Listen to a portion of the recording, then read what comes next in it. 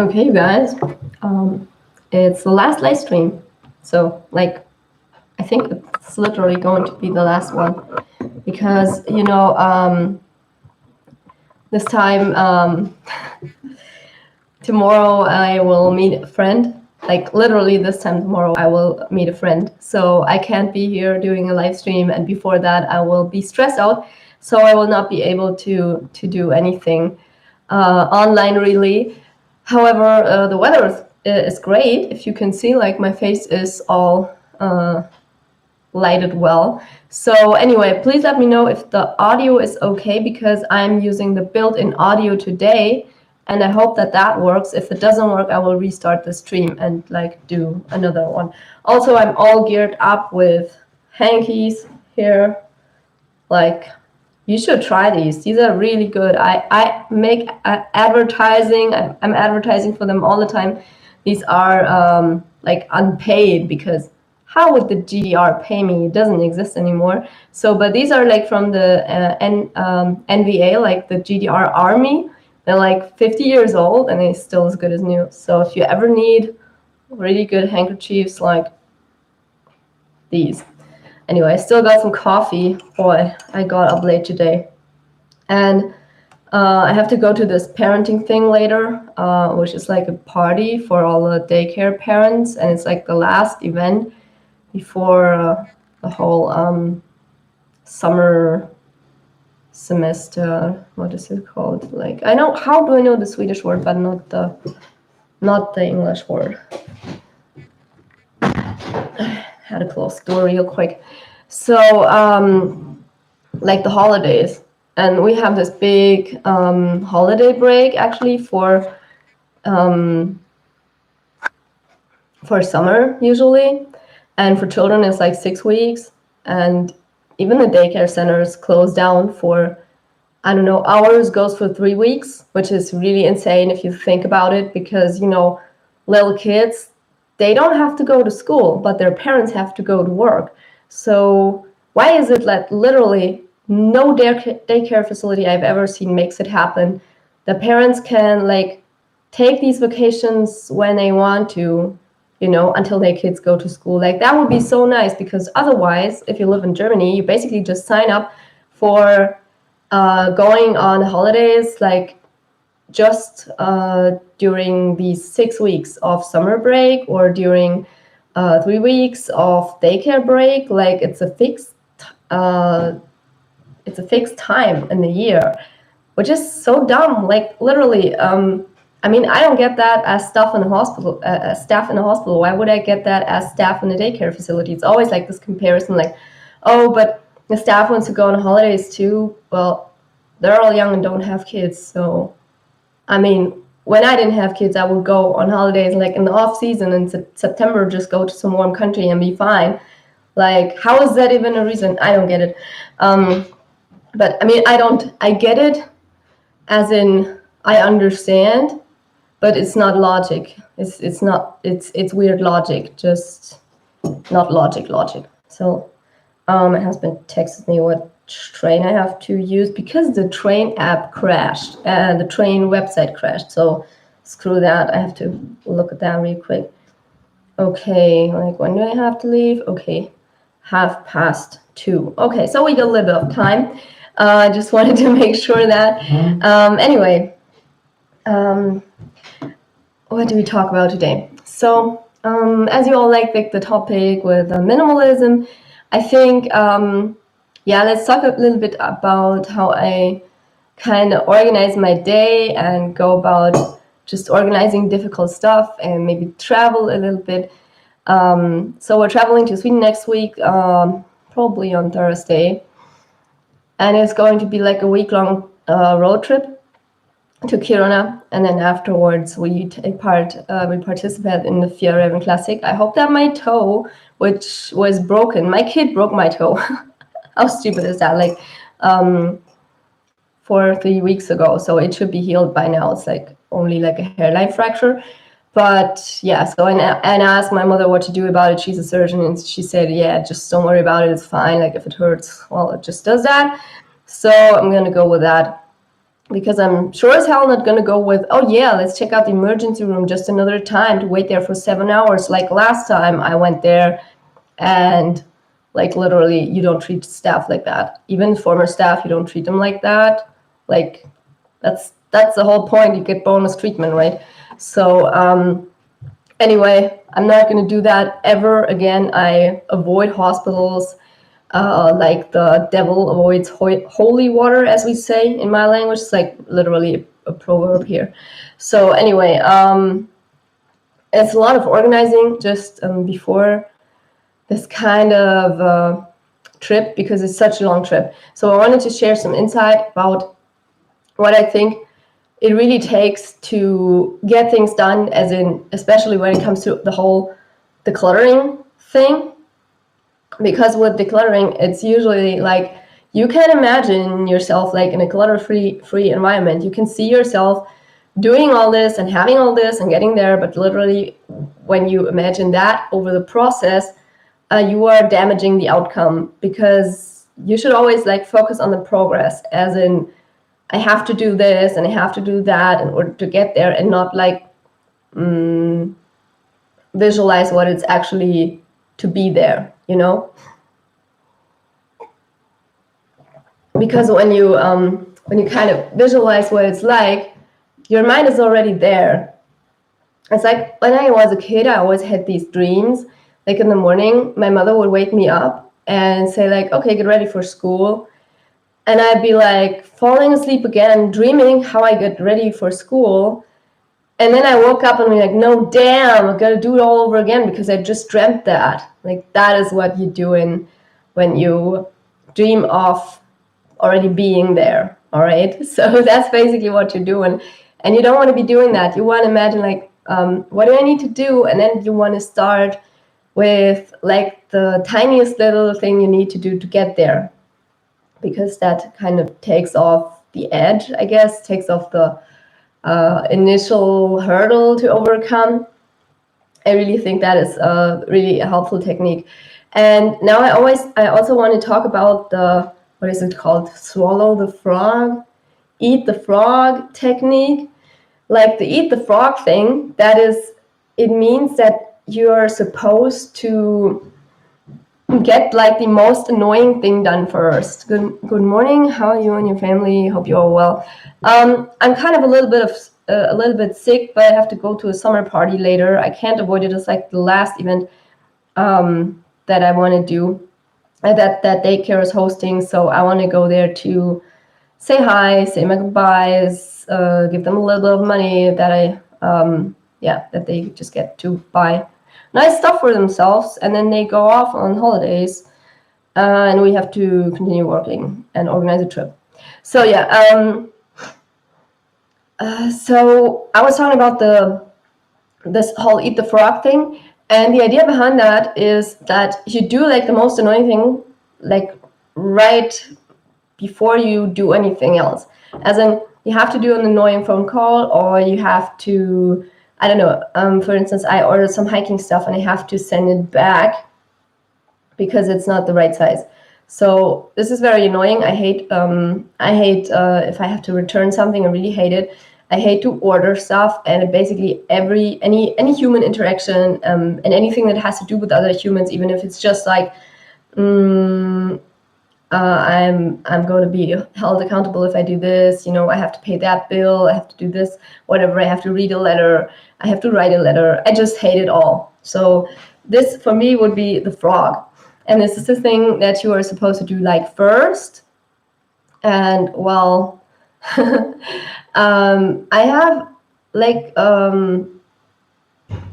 let's just say I have like a little bit of a divided opinion on this one, because the thing is that if you actually go through with this, it can be very draining, and it depends totally on how difficult that one thing that you need to do is.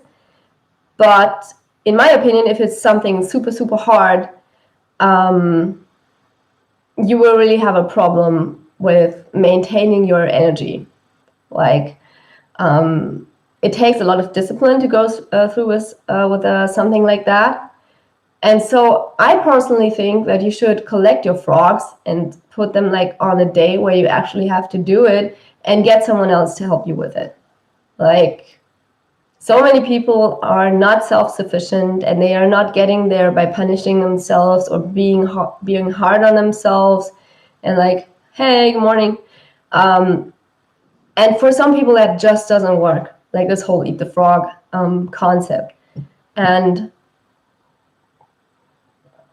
so if you are like this, it might work sometimes, but sometimes it also doesn't. So if you're like this, you should try and take off the edge by basically just doing something simple that you feel good about, and then maybe later you feel the strength to do it. And also, for instance, if you like, for instance, for me, I want to have my morning coffee. I want my coffee every morning, and I will never do something before I had my coffee. Like, never. No. Like, I need to have my coffee first, and then afterwards, then I can do it. And for me, this is also, it is a way of procrastinating, because I will stretch that coffee. Like, I will do live stream by having my coffee, honestly, to avoid these returns that I have to manage. So, literally, I'm not kidding. But the thing is that in the end, it only matters if you did it that day. It doesn't really matter when you did it. And discipline is something that can only be achieved through like mental strength, conditioning, and building a strong routine. So it's also discipline if you like take your contraceptive pill every day. That's also discipline, actually. So, or if you call your mother once a week, because otherwise your mother goes crazy on you. So, I wanted to say apeshit. So, you need discipline to do that, So it's all discipline anyway. For the brain, it's all the same. It doesn't matter if it's your mother or some stupid letter you don't want to write, but you have to bring yourself to doing that.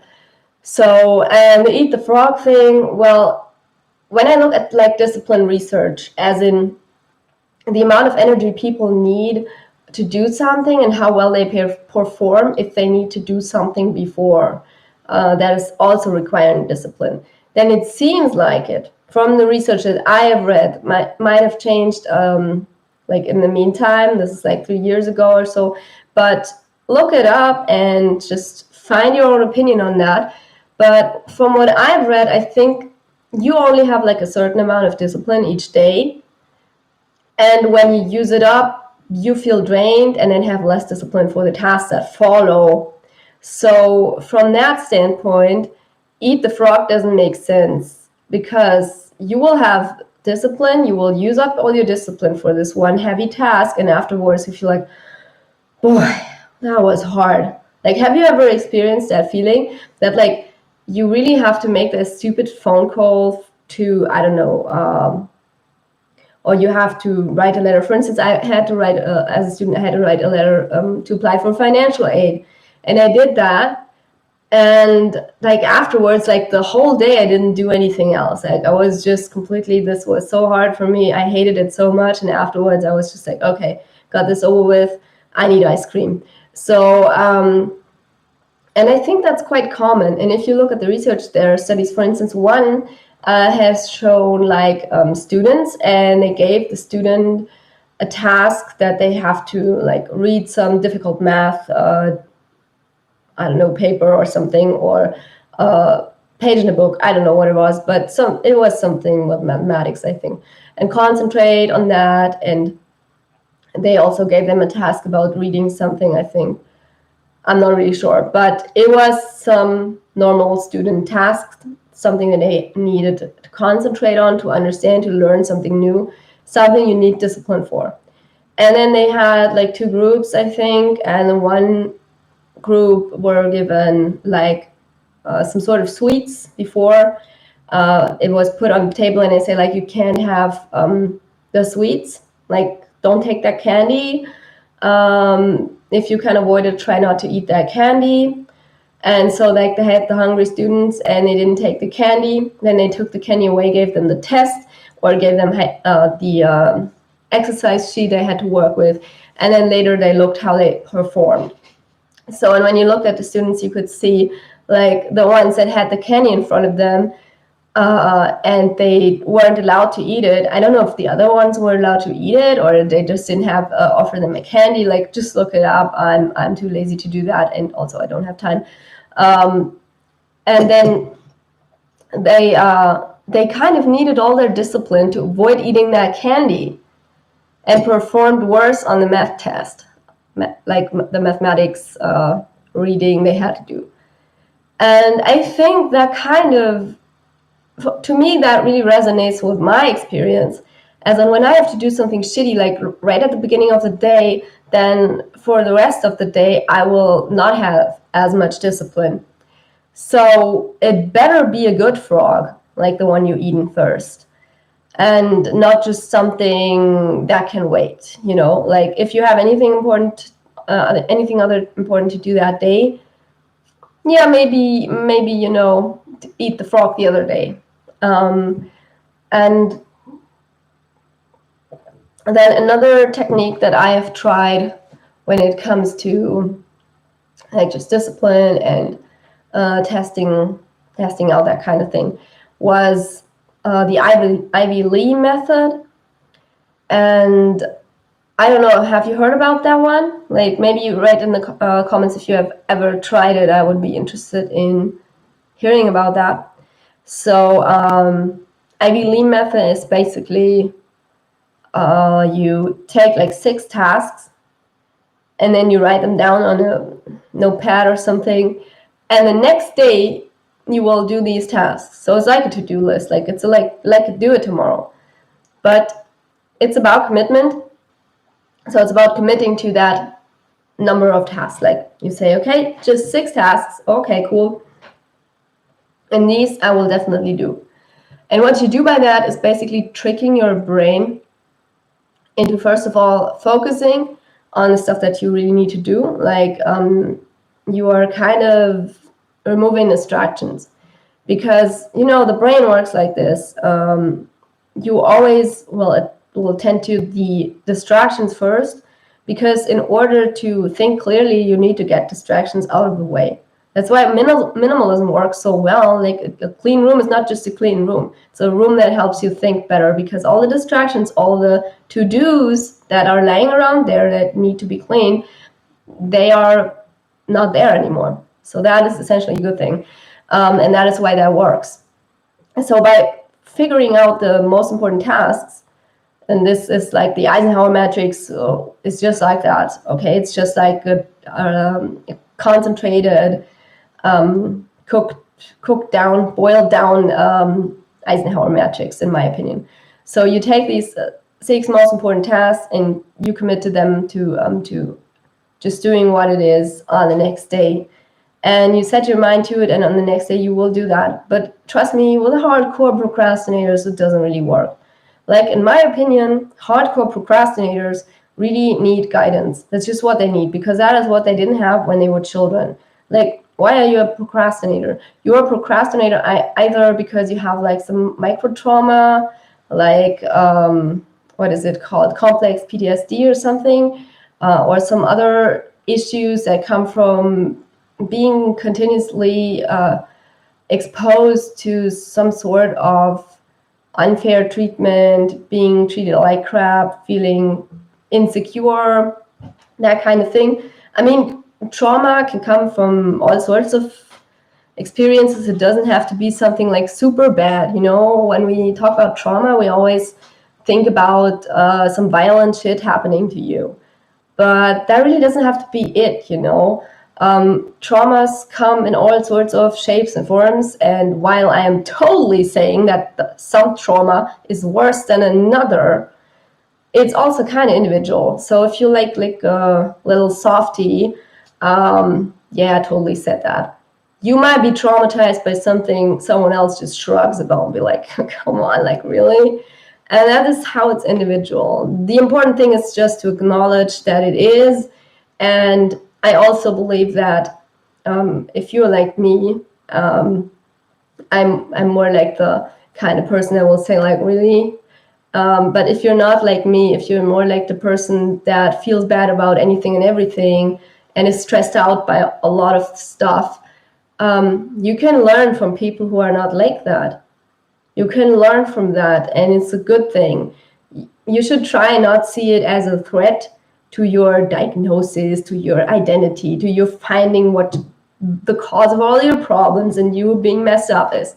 No, it's not. Like, you coexist. Like, there are people there who've lived through heavy shit, heavier than yours, and they turn out fine. So why can't it be like an inspiration for you to say, like, yeah, I can be fine? Oh, because I can't compare myself to others. That is so toxic. Like, where does this even come from? There's good comparison and bad comparison. Good comparison is like you compare yourself to someone else and you see, like, oh, they did that. I'm not jealous of that. I'm inspired by that. I want that. I want to be that person. And if I can't be that person, I will not beat myself up about it, but I will try it. Okay, so I will not just be like, oh, I never try because I'm so threatened by that, and that's just so not me. I can never do that, blah, blah, blah, blah.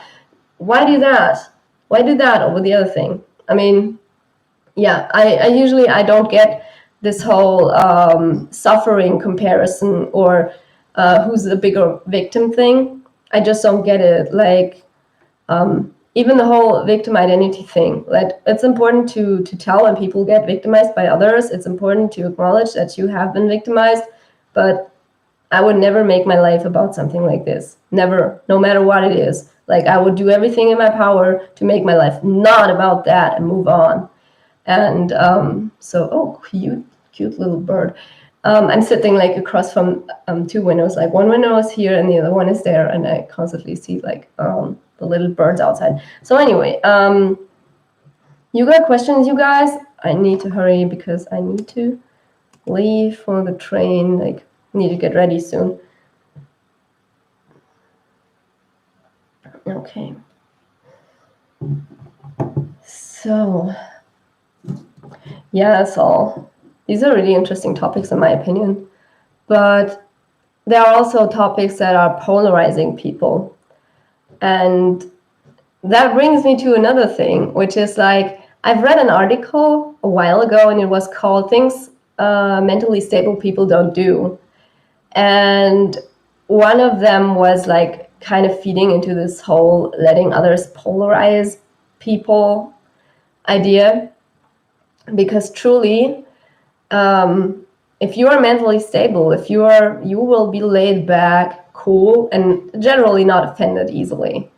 And just the fact, if you find yourself being offended easily, it's a red flag.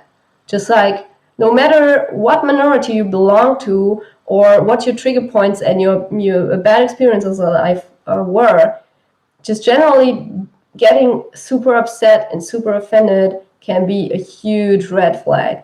And trust me, I've had my fair share of those, but it all comes down to other people being ignorant. And you know that. Like, how do you not know that they are ignorant? It's not a surprise. Usually I'm kind of disgusted by people being ignorant or being like just intolerant, hating on some other people. Like, yeah, I'm kind of, but I'm not surprised by it. And offense is always like this bad surprise, as in, how could you? Oh my God. And to me, that just like really rarely happens. Like, no, it's just like, yeah, I knew you were stupid. So, and going through the world like that, in my opinion, serves your mental health a whole lot more than seeing the shit going down on this planet and being like, how can they, how dare you, how upsetting. Well, they're humans. 98% of them at least are stupid, like if you look at the Gaussian distribution. And so, like, really, you can be lucky that you see it, because if you see it and it upsets you, it probably means that you're part of like the 2 sane percent. Okay, so like, I try to turn stuff into positive things. I try to turn really bad crap into something that I can learn something from. Because what else is there? Like, there are only maybe like 2 things or 3 things in life worth living for. That is love and knowledge, and the third one, well, let's see what that is. I don't know. You type it in the comments. But love and knowledge, like, knowledge is exhilarating, love is exhilarating, and then maybe travel. Seeing the world, seeing the beauty. Yeah, that's it. Probably love, knowledge, beauty. in that order.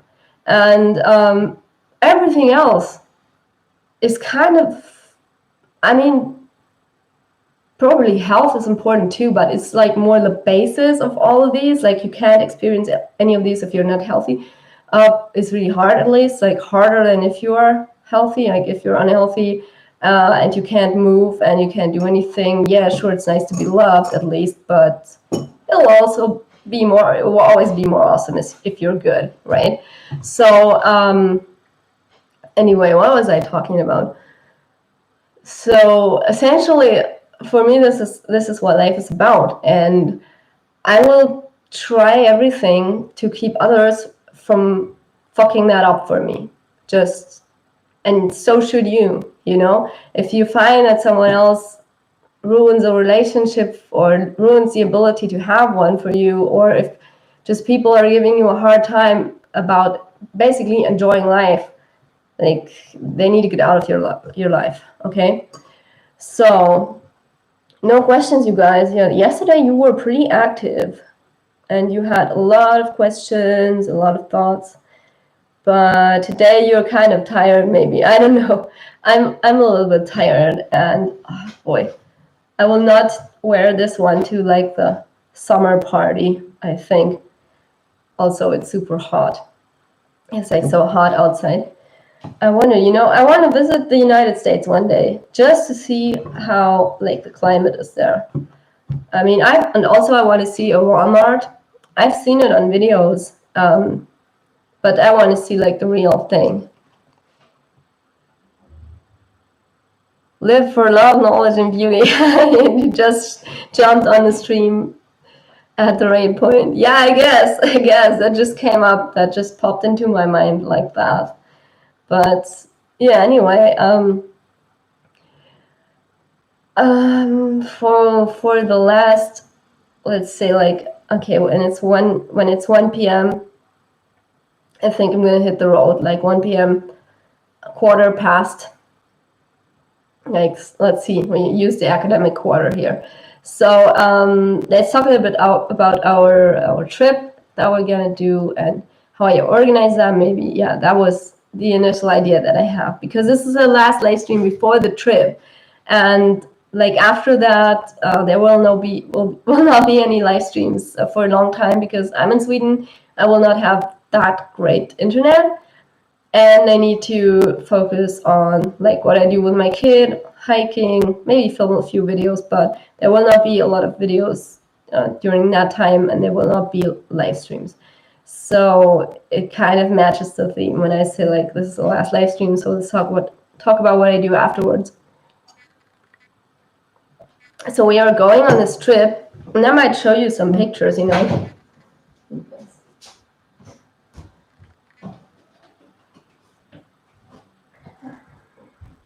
So let me just show you like a few pictures. This is where we are going. Isn't that beautiful? Like just the landscape. Look at the landscape. Amazing, right? So, and what else is there? Boy, these mountains, like this is so typical for the Swedish mountains, like this little bit of ice over there. So I'm really excited for that. And yeah, this is like the mountain station. And you are not allowed to use these, not because of the cove, but because of the rules of the hiking contest, basically. Because if you want a badge, and I do want a badge, then you can't sleep in the cabins here. They have like tiny little rooms where you can sleep if you want to, but yeah, you are not allowed to do that, which is just fair because it's a backpacking trip, not a cabin camping trip. Like, this is really nice, right? Oh, another beautiful mountain. Look at this one. And what else have we? Oh yeah, this one's also really nice. But anyway, so this is what it's going to be like, and it's also going to be it's going to be light all day, like polar night, polar day. So it's polar daytime, and so yeah, I'm really excited about that because I have never experienced that before. And I hope that is going to be really cool and that we're going to be able to sleep. If not, I will just put my buff over my eyes. But yeah, I have to do a lot of organizing for the trip. I bought all the gear. I bought some food that we have. Gonna have coffee there. I wanted to make coffee because you know what? Everyone's giving me shit about making coffee on the trip, being like, yeah, but there's this just unnecessary luxury, and why do you need coffee, and blah, blah, blah, and that kind of thing. Well, first of all, I need coffee to basically, for my basic human functions to work, as in my brain and just waking up. I mean, not really, but staying awake, as in, receptor inhibition. I think I talked about it in one of the other live streams. So I need my coffee to function as a human. So, and yeah, that will definitely come with us. And then also, yeah, I think my luxury item, I'm not really sure if I'm going to bring it along, but it would be like a real cushion. Not with the feathers or anything. It has like some foam, but it's really comfy. And I'm really not sure whether I will need it or not. I think that is like, if you're a hiker, let me know. Please, if you're watching this later or something, and you're a hiker, let me know if you bring like a real fluffy cushion or some air cushion or something, or if you just sleep like on your air mattress as is. And also, I don't want to sleep on my puffy. I don't want to get my puffy all greasy. So yeah. And then also, what else did I need for the whole trip? Well, it's a whole lot of organizing because it's like a road trip, and like the 6 to 7 days that we need to get there, that will be the most exhausting, I think. And we will try to get to Stockholm in like 2 days, or a little bit before Stockholm maybe. We're going to try to get there so that for the last 5 days we can chill and take it slow and not drive so much in one day, just only like 3 to 4 hours a day. And the Swedish streets, like when you compare them to German streets, it's really, yeah, it's like an overland road. It's not even highway. I don't know if you know what German highways are like, but they are pretty dangerous. They're narrow as fuck, and you have to watch like all sides of them. And especially in the area where I live, it's like they often even like you have this safety line on the right side where you can, if you have an accident, you can park there and take care of your car.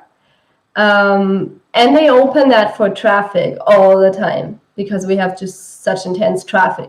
And around here, I've seen it time and time again that they open this kind of side of the highway just to take care of the heavy traffic. And it can be very, very annoying to drive in Germany. So when I came to Sweden for the first time, I was like, this is even better than France. Like, I mean, France is already so nice because you have this speed limit there, and Germany doesn't have a speed limit. Like, you can drive however fast you want as long as you don't kill anybody on like 40% of our roads, which is actually a lot. And yeah, so that is just super fucking annoying. And then in Sweden, it's basically they don't only have like a good Mittag. So yeah, they have not only like speed limit, they also have like big roads and there's nobody on them, because Sweden has as much inhabitants as like the state I live in. Not Germany, just the state I live in. It's like, and Sweden has exactly the same amount of inhabitants, but it's like 10 times bigger.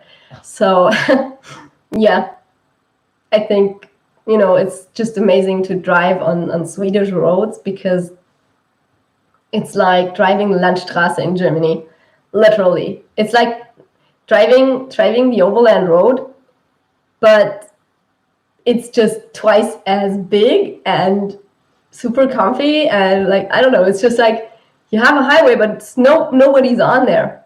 And maybe this is different around like the bigger cities like Stockholm. Let's take a look at how much inhabitants Stockholm actually has.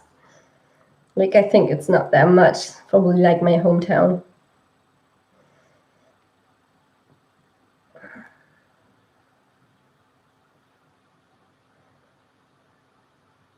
Yeah, I don't want to know that. I don't want to know where Stockholm is. I know where Stockholm is. Inhabitants. Anyway, I made my way around Paris. Oh, it's not that few, like almost 1 million. Like, the hipsters are getting there. But like Munich has 1.5 million. Let's look that up. 1.47, yeah.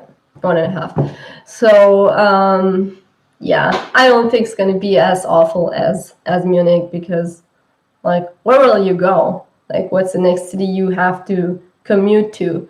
Like, in Munich is so awful with the whole commuting situation, and it's not outlined enough, I think, in a lot of on a lot of websites and just people who moved here from abroad, and I think this is normal for Germany. No, it isn't. And yeah, I said in another live stream that Munich is like promoted as this #1 top city with a lot of quality of life to live here. Like, what quality of life are you talking about when you spend like 2/3 of your wage, of your income, on rent and the rest on food because it's that expensive? Like, I can go to Sweden right away. It will be the same price range, but more quality of life because no people, space, nature, and they have like a huge freaking coastline. Have you seen the coastline? Like, German coastline is like boop, Denmark boop, and Sweden is like in your face, like, just take this. It's like we have the Baltic Sea, and just like only, the Russian submarines, but I mean, come on, like, I don't see no submarine there, so I don't really care. For me as a person, if I move there, it's like just a fuck ton of coastline, I guess. So yeah, totally better than Germany, I think.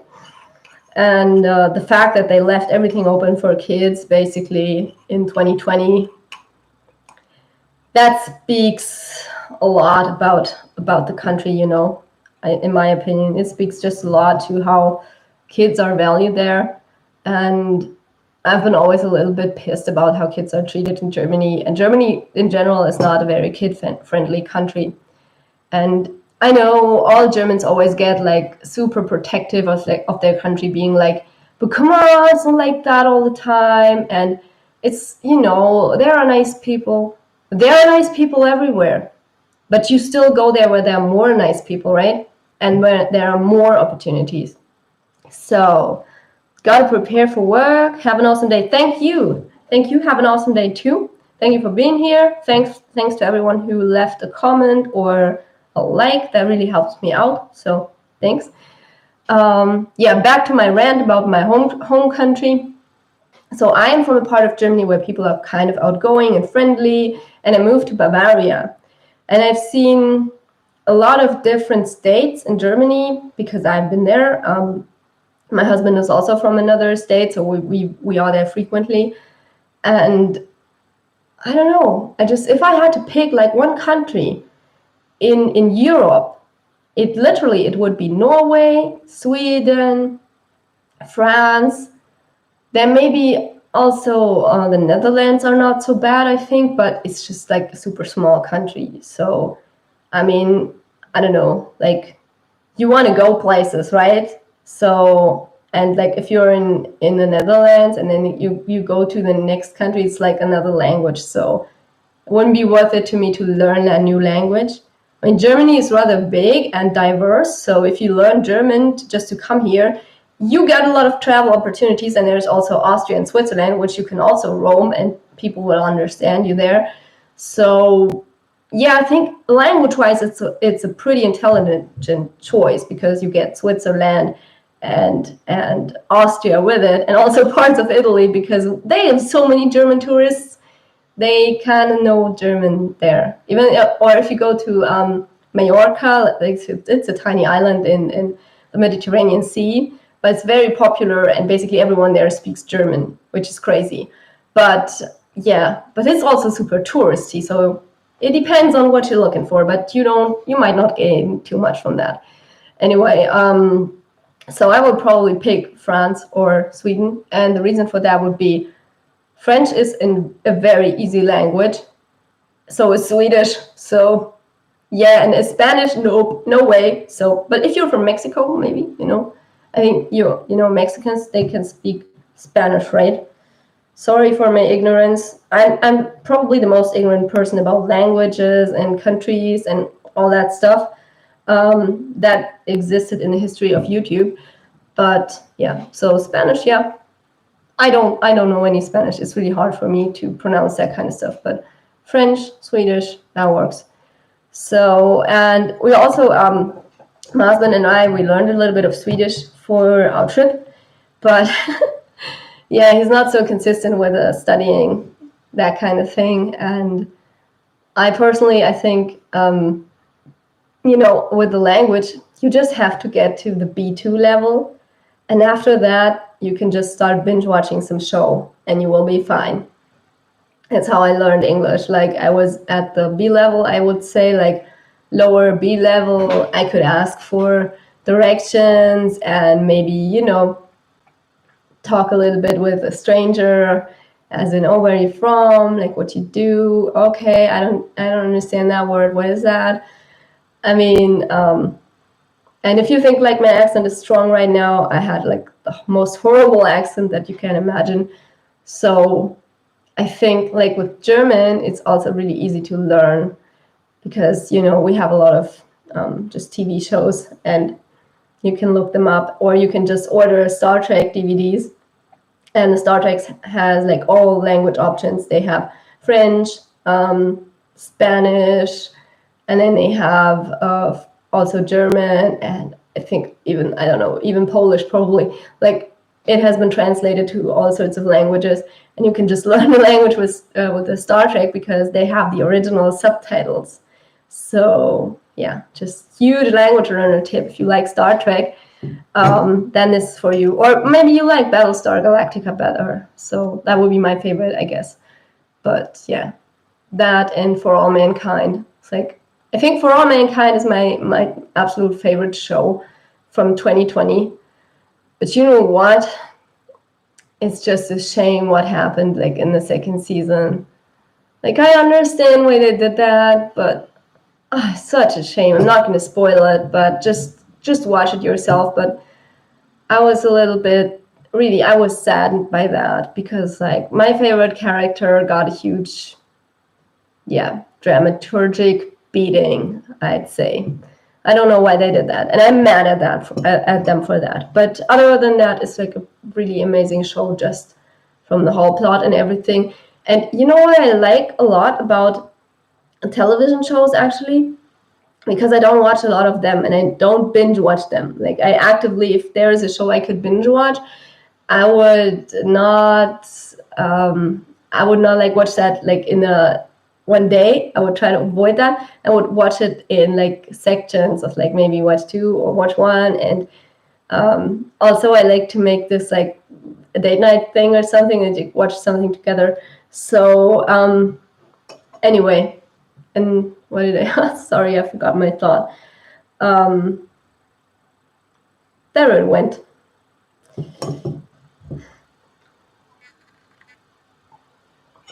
But I need to go soon anyway. What time is it? Oh yeah, 5 more minutes and then I need to leave because I need to get ready and go to the train. Just hop on my bike, hope that my foot doesn't break again, and leave. Yeah, but anyway, I will make a few other videos about our time in Sweden, and if you have any suggestions about that, like I will do it. I would also do like a rant about Munich, like I could rant like 1 hour about how horrible of a place to live this is for families. So I'm totally up for that. Like Basically every city but Cologne, I'm up for a rant on it. Like even my hometown, I would not be afraid of doing that.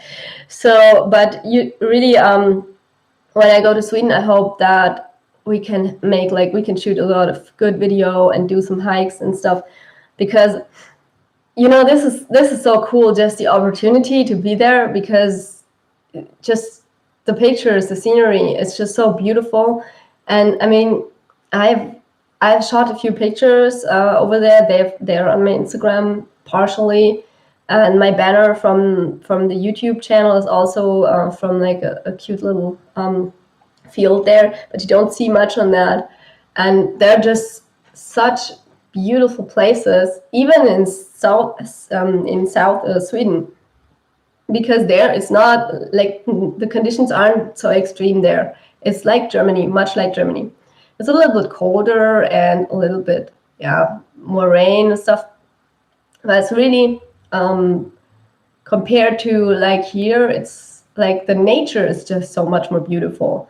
They have more lakes than people, and there's a little lake everywhere. Then you can stop by, you can see a lake, you can just walk around there, and as long as you don't disturb anybody, but you have freedom to roam. And in Germany, the difference is really that you have so much agriculture. Even when I go like on the top of a mountain and I can look down from the mountain, it's like 1,600 kilometers high, meters. Sorry, stupid. 1.6 thousand meters high. I look down, and I don't know, and I see just fields of barley, fields of corn, agriculture everywhere. And I don't know, humans are everywhere, villages are everywhere. I mean, I don't want to be eaten by a bear, but still, it's so much. Like, I don't know, can we just do more IT and less agriculture, and I don't know, eat less cows so we don't need so much surface of the planet for all the cows that we eat? I don't know. I don't get it. I don't get it. Why eat cows if you can have semolina pudding anyway? What's the point? Like they already produce milk, and that's like the most nutritious thing that you can have from a cow. Like, why would you eat the whole cow if you can take milk? Like, doesn't make any sense to me in my dumb veggie brain, I guess. So anyway, boy, I have to blow my nose. So I'm gonna finish live stream now. I hope that you guys are well, and I hope that some of this was a little bit insightful to you. If it wasn't, I'm really sorry. I'm very tired. I'm gonna leave now for our summer party that I'm not really looking forward to this. It's always awkward with other parents, and I am the most awkward of all of them. So let's just see where this leads. But yeah, I gotta get ready. So, and if you have any questions about any future videos, as I said, I'm gonna make videos about our stay in Sweden. It is going to be 2 months, like in a cabin where we are, and 1 month of road tripping. So yeah, if you're interested in that, if you want to know more about that, then you gotta put it in the comments, the stuff that you want to know. Don't be afraid, and you can always delete your comment later, but you gotta let me know first what you want. Also, did you know that we YouTubers can see all the comments, even the deleted ones? Like, it's a glitch of the Studio app, I'm not sure, but when I open the Studio app and you deleted a comment, which was like some sort of weird comment, I guess, I can still see it later. Like, I get a notification, and in the notification I see the comment. So, and especially when people edit their comment like 5 times because they made like a little mistake or I wanted to add something, and they get all of these notifications, and I always see like what the comment was before. And sometimes it's really, really funny. I mean, I don't mind. I do that all the time myself, but just beware of that before you comment on any YouTuber's page. Yeah, public service announcement. Thank me later. Anyway, thanks to everyone who was here. Thanks for everyone who liked the video. You're really helping me out. If you watch this live stream later and you watch till the end, holy wow. you have some I don't even know what the word for this is. It's not eloquence, because that is obviously what this is for some reason, but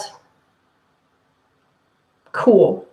Okay, thank you for watching. Thank you for being here, and have a great day. And we will see each other. Not really, you only see me, but you will see me again probably sometime this or next week. And I will try to upload a video every other week when I'm in Sweden. Let's see how that works with the internet. Anyway, I wish you all a great day. And now I have to find the end stream button. Where is it?